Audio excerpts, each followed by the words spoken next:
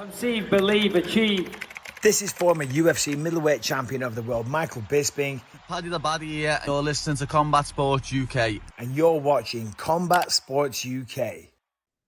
I'm Cooper Burke here for Combat Sports UK with Billy Goff. Billy, how's it going, man? Fantastic. Having a good day.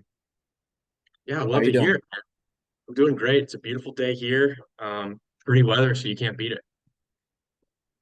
Love that. What excites you the most about your upcoming fight with Trey Waters? It'll be the tallest person I ever fought. I'm just excited to really. I would say the biggest thing is to keep the streak going.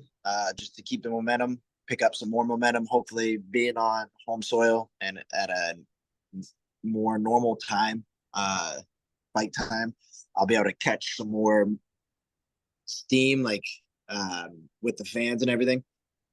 And hopefully this time I get a bonus. Yeah, absolutely. What does he do well that you have kind of started looking out for and adapted to? He's got good boxing. He uses his reach very well in the striking. He uses his length up against the cage and during wrestling. He doesn't wrestle a bunch, but he's able to. I saw him hit one takedown. That was a decent takedown. And he does got good wrestling defense up against the cage. He does a nice like creep where he creeps over that lead leg to make it look like he's closer than he is. And I would say that's his most prominent factors is boxing, is how he uses his reach. Yeah, that's a great breakdown. You're a striking first guy. You said you love punching people in the face. How does your striking stack up against Waters? I think I don't think I'm a great matchup for him, striking wise, because like when he fought Gabriel Bonfim came forward and Bonfim was able to land more, put the pressure on him, get in his face. And Bonfim didn't come forward as much as I do. He doesn't put the pressure on his. Like, I don't think he's fought anyone who puts the pressure on like I do when it comes to striking and like being in your face. And I think he'll do a good job of getting away from me because he's athletic, he's quick, he's a smart fighter, but he doesn't fight at that pace, and I'm used to fighting at that fast pace. So if I put him on the back foot and he's running away from me the whole time, staying at range, he's going to be exhausting himself a lot more than I will. Yeah, of course. You had an appearance on Dana White's Contender Series. You beat Shimon Smoritsky with a first-round knockout. What did you learn from your time in the Apex in Vegas on the Contender Series?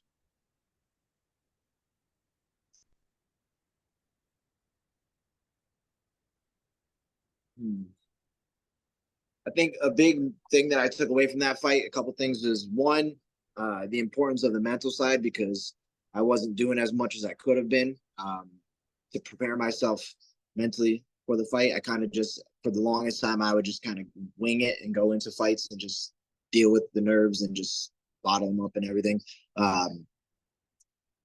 And so the importance of that, especially even during the fight, like when I got kicked and I got really frustrated and angry with myself for taking such a big shot and being upset kind of took me away from. It took me a bit to get back to my striking. So after the kick, I was striking poorly afterwards because I was upset and frustrated.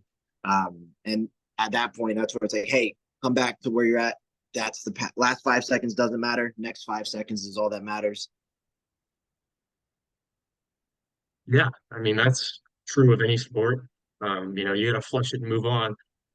Obviously, you did that. Your debut in Singapore went very, very well. How did it feel getting your hand raised in the biggest promotion in the world? It's pretty cool. I feel like I belong here, so it's certainly a bigger stage, and there's a lot to it, going through all the media and like all the pre-fight steps. There's an alert to it. Going in the cage is different Uh, the arena is different. They've got the UFC banners everywhere. They put your name up and everything. So that certainly added a lot of weight to it. But to just once you get in the like once I got in the cage, it was another fight. It's this could be in my backyard. This could be anywhere. I'm gonna fight the same. Um, and I'm really grateful because I once I'm in that mode, kind of like, all right, I'm just fighting, nothing matters. It kind of on the Contender Series too. I remember when Dana White they talked about him giving the speech and everything beforehand, but at that point I was fighting first and I was already warming up, so I was kind of like, all right, I'm already dialed in, like I'm about to fight. I don't give a shit what you have to say. I'm gonna fight the same regardless. And that's kind of how I get when I fight. So I get tunnel vision on just fighting. Like this is where I'm at, and I'm grateful for like my coach. He is like, hey, like, just take this in. Like really look around. Like this is you only get one debut, man. Take this in.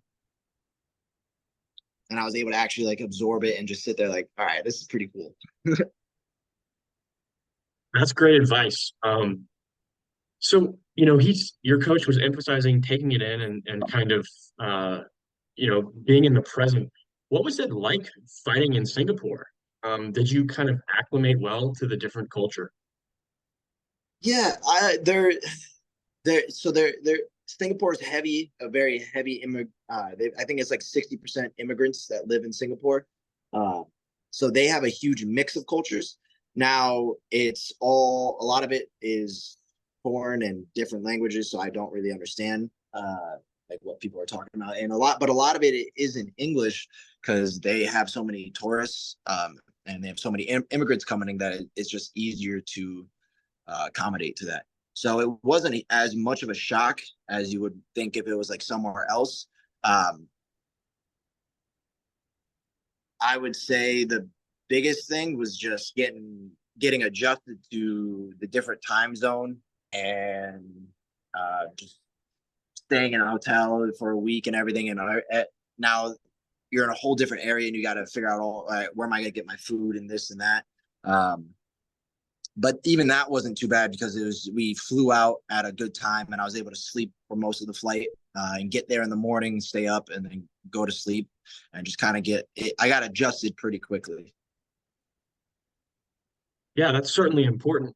Um, you know, you said before that you kind of took off work and hauled to Singapore and got written up for it. What did your boss have to say when you came back with a win? Um, he, he was happy for me. Certainly made it more worth it. And he kind of he knew I was going out there beforehand. I just didn't have the time to take off of work.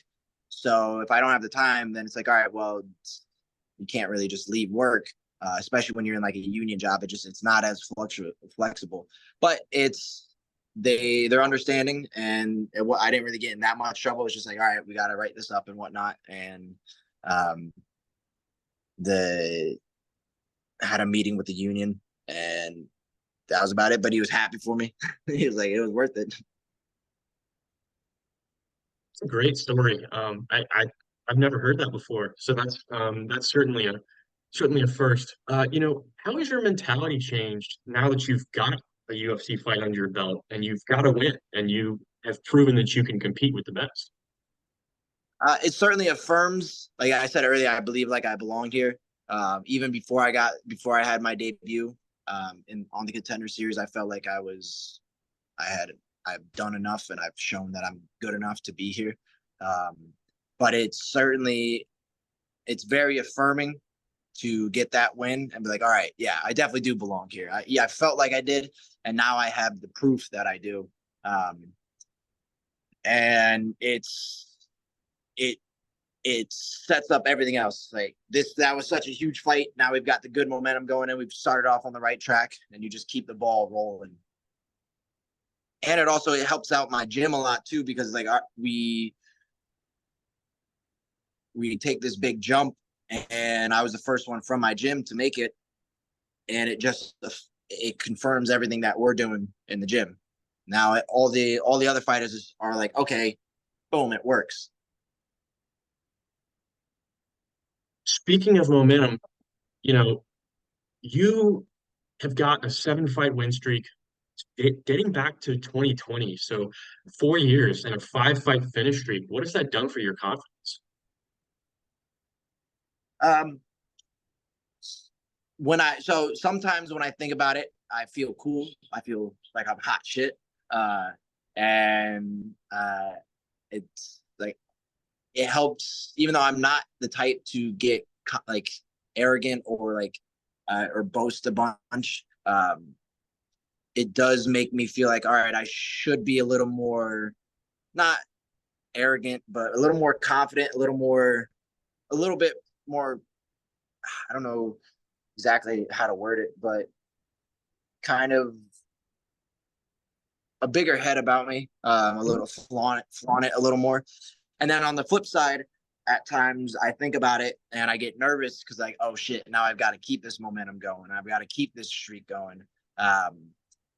But usually I just don't care. I don't think about it that much. I try not to because it doesn't matter. I just like, all right, what's next? Yeah, of course. You mentioned earlier that you train out of a Vale Tudo gym. I've never heard about that before. Um, how does the kind of no rules, or not no rules, but much less limited rules in the martial art of Vale Tudo, how does that prepare you for your fights going forward? And uh, do you think it makes you better as a fighter? Um,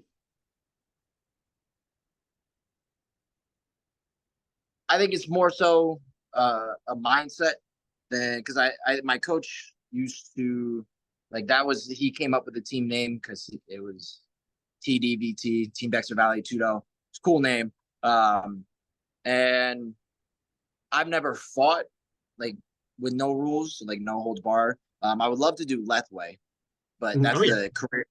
That's like end of the career stuff because that's CTE cuts all kinds of damage. Can't do that and go back and forth. Um, but it's the mentality of anything goes to where like uh, and I would say the mind it's just a different kind of mindset. And the best way to that I see it from my coach is when you're in a cage and you're fighting, a lot of people don't use the cage. Like they'll stay away from the cage because they just don't want to use it because it's not part of the game. But that's just the waste of a weapon. Like if you and I were fighting and somebody threw a knife down on the ground next to us, we'd be an idiot to not pick up that knife and use it. right. It's the same thing with a cage. That's a weapon. That's a tool there. I'm gonna use it. Same thing with like wrestling. Like I love wrestling.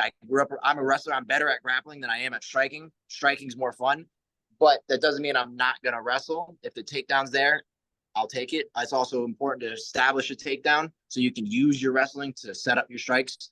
But it's just a matter of you're going to use everything in your power and you're going to do everything you can to win. I like that a lot. Yeah.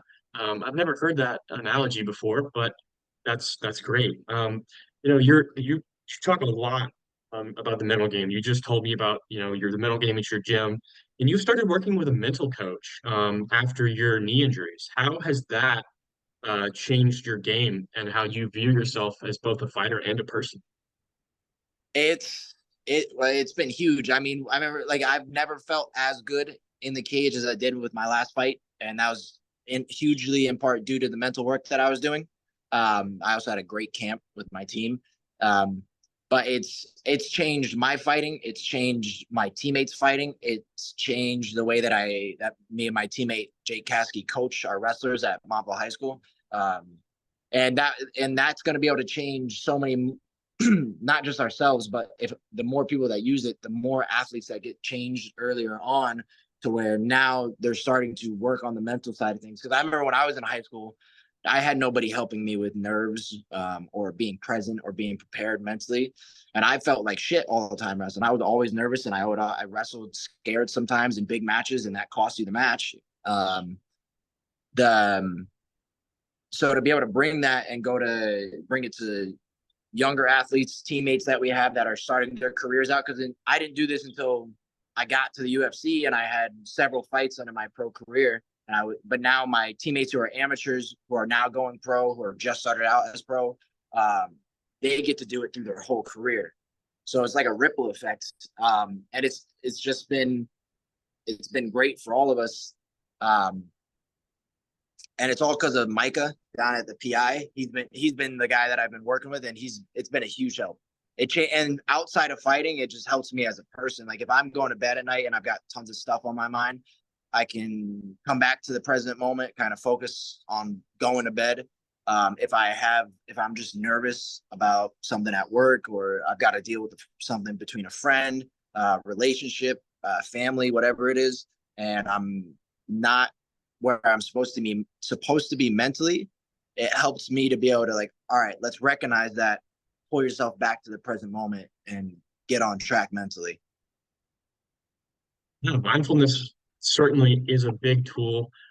You and a lot of athletes like Sadhu Sai are really starting to embrace that.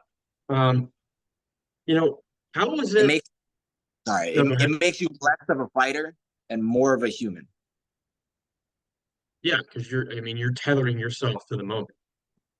I like the Yeah. way you put that. You've suffered a couple of knee injuries in your career. Uh, how was it rebounding from those setbacks and building back better? Do you feel like it molded you into a stronger person today? Yeah, I would say the biggest thing I got out of the injuries was the importance of recovery and kind of like knowing when to slow down and knowing when to pull off the gas a little bit. um, just like if you get a finish, you don't want to, or like you drop somebody, you don't want to blow your load trying to finish somebody, and then now you're tired for the rest of the fight. Um, you got to know when to give as much as you can and when to pull back a little bit. Because before I would never like I didn't stretch as much as I should have. I didn't do any recovery. Like I didn't care about ice baths or massages or like rolling out my muscles. Like I would just pop some ibuprofen and that's about it. I didn't care about my warm-ups as much. I didn't care about the mental side of things. And that shows with injuries, wear and tear on your body, poor fight results, poor practices, poor camps. And now prioritizing warming up properly, recovering properly, healing and paying attention to your body, listening to what your body needs. I've been able to not only increase my athleticism, strength, speed, all that. I've also put myself in a better place mentally. I've been able to go harder and not suffer as much. You mentioned earlier that you coach high school wrestlers. How has that helped you and changed you? Being able to influence and mentor those young men. Yeah. One Teaching helps you break down your technique, even though it's not fighting, it's wrestling, and you have to think about it and break it down so that when they ask questions, you can answer them and you sound like you know what you're doing. So that helps. But the biggest thing that it does for me is it helps me grow up and be a better man, because I have to care about the way that I come off. Not even just around them, but like if I like even right now in this interview, I have to keep that in the back of my mind. I have to keep like if I answer questions or when I'm on social media, things I share, things I post, I have to keep that in the back of my mind, because everything I do it was already seen by many, but now it's seen by people that I care about to be a good role model for. I want to be someone that they can look up to and like, yeah, I want to be like him, or I can lean on him. And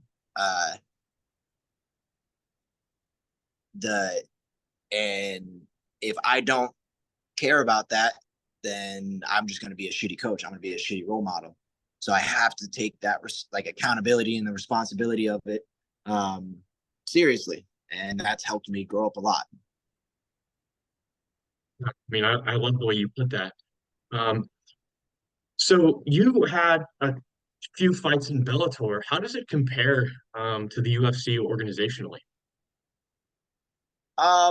There's certainly a massive difference. And I mean, you can just kind of see that. I mean, in the resources alone, like the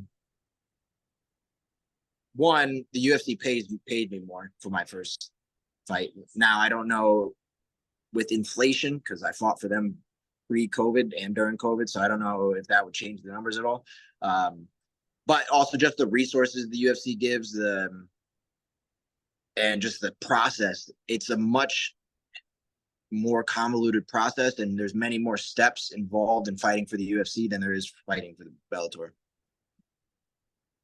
Yeah, I mean that's a great way to put it. Kind of a curveball question here. Are you tuned into the NCAA Final Four at all? Because you're from UConn, and the Huskies are in the Final Four this weekend.